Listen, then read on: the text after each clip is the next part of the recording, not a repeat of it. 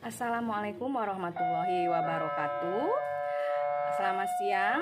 Saya Erianti Widya Mulia SPD, Guru Bahasa Indonesia dari SMA Negeri 6 Kota Bogor, akan menyampaikan akar permasalahan dalam materi pembelajaran surat lamaran pekerjaan di kelas 12. Permasalahan dalam mengidentifikasi struktur dan kebahasaan surat lamaran pekerjaan ini saya temui di setiap kelas yang saya masuki, yaitu 12 MIPA 1 sampai 12 MIPA 5.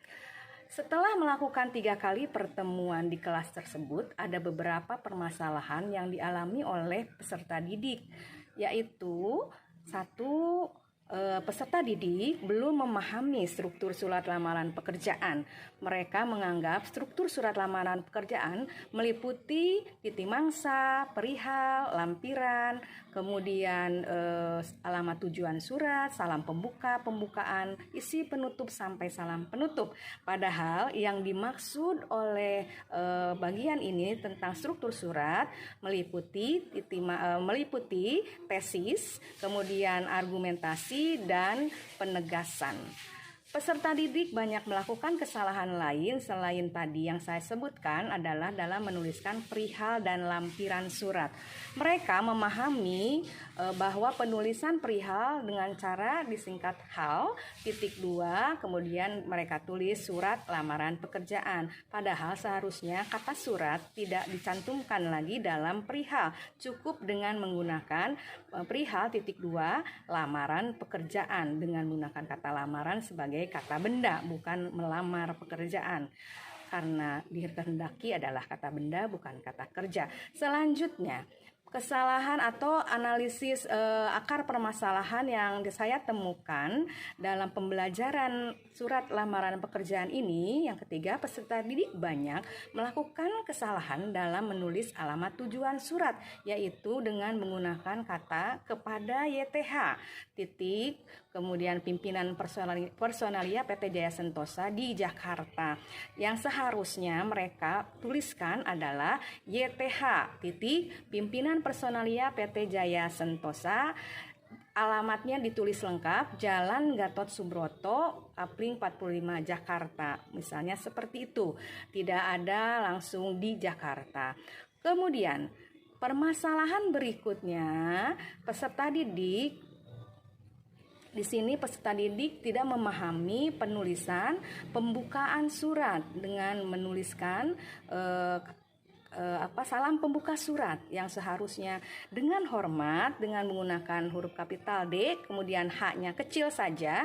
Jadi hormatnya H-nya kecil, kemudian diiringi tanda baca koma seharusnya. Sementara mereka menuliskannya D kapital, H kapital dan tanda bacanya titik. Kemudian permasalahan yang saya temukan kembali dalam materi pembelajaran ini, banyak peserta didik yang menuliskan kalimat pembukaan surat dengan penulisan identitas yang tidak tepat, yang tidak sesuai dengan kaidah yang diharapkan dalam penulisan surat lamaran pekerjaan. Contohnya, saya yang bertanda tangan di bawah ini, nama N-nya harusnya kecil, kemudian tempat tanggal lahir T-nya kecil, kemudian alamat A-nya kecil, dan pendidikan terakhir P dan T-nya kecil, kemudian nomor telepon juga kecil.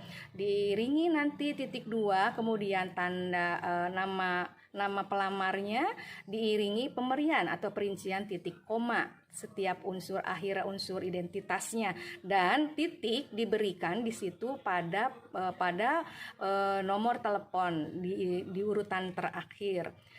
Kemudian yang saya temukan kembali adalah kesalahan atau akar permasalahan dengan penggunaan kalimat pada isi surat. Contohnya, dengan ini saya bermaksud menyampaikan permohonan melamar pekerjaan pada perusahaan yang Bapak Ibu pimpin. Seharusnya Bapaknya menggunakan kapital B-nya, Ibunya I kapital, Bapak atau Ibu yang Ibu pimpin sebagai staf keuangan. Kemudian sebagai bahan pertimbangan bersama ini saya lampirkan. Di situ kesalahan akar permasalahan yang saya temukan dari peserta didik yang menuliskan adalah 1, fotokopi menggunakan P harusnya menggunakan fotokopi F harusnya ya. Kemudian kopinya menggunakan K biasa dengan I biasa. Jadi fotokopi disatukan penulisannya. Sementara yang mereka tulis banyak menggunakan kaidah bahasa Inggris. Selanjutnya ini ya, fotokopi F-nya kecil.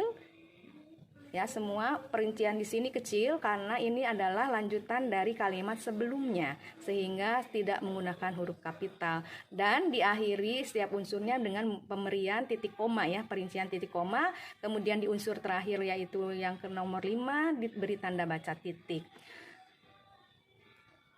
Permasalahan lainnya terdapat ketidakpahaman peserta didik terhadap penulisan penutup surat. Kalimat yang mereka gunakan tidak efektif. Contohnya, demikian surat ini disampaikan, besar harapan saya, Bapak Ibu sudi kiranya agar dapat menerima saya menjadi pegawai di perusahaan yang Bapak Ibu pimpin. Sebelum dan sesudahnya, saya haturkan terima kasih sebanyak-banyaknya. Ini kalimat yang sangat tidak efektif, ya, sangat pemborosan, jadi mubazir dalam kalimat. Dan seharusnya setelah dianalisis, pembetulannya adalah demikian surat ini saya berharap Bapak atau Ibu dapat menerima saya menjadi pegawai di perusahaan yang Bapak Ibu pimpin. Atas perhatian Bapak Ibu saya sampaikan terima kasih.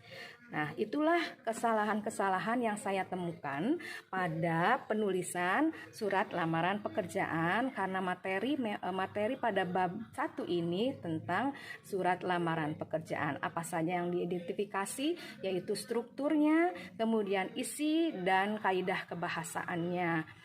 Akar permasalahan ini sudah ditemukan dan sudah mendapatkan solusi dengan cara pembimbingan kepada mereka, cara penulisan yang tepat, yang sesuai kaidah kebahasaan yang baik dan benar. Demikian video yang saya sampaikan ini sebagai bahan untuk menganalisis akar permasalahan pembelajaran pada materi surat lamaran pekerjaan.